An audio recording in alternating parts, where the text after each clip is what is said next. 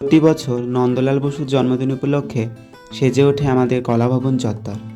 1 and 2 December নন্দনমেলা উপলক্ষে সেজে উঠেছিল আমাদের শান্তিনিকেতনের কলাভবন। ঠিক সেই মতো চলে গেছিলাম প্রথম দিন নন্দনমেলায়। এই নন্দনমেলায় প্রতি বছর কলাভবনের ছাত্রছাত্রীরা এত সুন্দর সুন্দর শিল্পকর্ম চারিদিকে ফুটিয়ে তোলে যে দেখে মাঝে মাঝে অবাক হয়ে যায়। কিছু কিছু মূর্তি, কিছু কিছু পেন্টিংয়ের ভেতরে যে ডেপথ মিনিংগুলো থাকে সেগুলো আমার মতোই ক্ষুদ্র মনে ধরাই দেয় না। পরে আবার কোনো বন্ধুকে বা পাশে দাঁড়িয়ে থাকা কোনো মানুষজনকে জিজ্ঞেস করি এই মূর্তিটি, এই ছবিটি কী বোঝাতে চাইছে। আর শান্তিনিকেতনের যে কোনো অনুষ্ঠান, যে কোনো মেলা মানেই তো নাচ গান।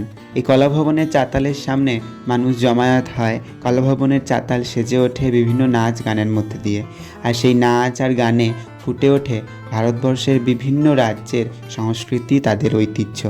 বিভিন্ন চিত্র এবং মূর্তির মধ্যে দিয়ে ছাত্রছাত্রীরা সমাজকে বিশেষ কিছু বার্তাও দিয়ে থাকে। তো তোমরা কারা কারা এই বছর শান্তিনিকেতনের কলাভবনের নন্দনমেলায় এসেছিলে অবশ্যই কমেন্ট করে জানিও।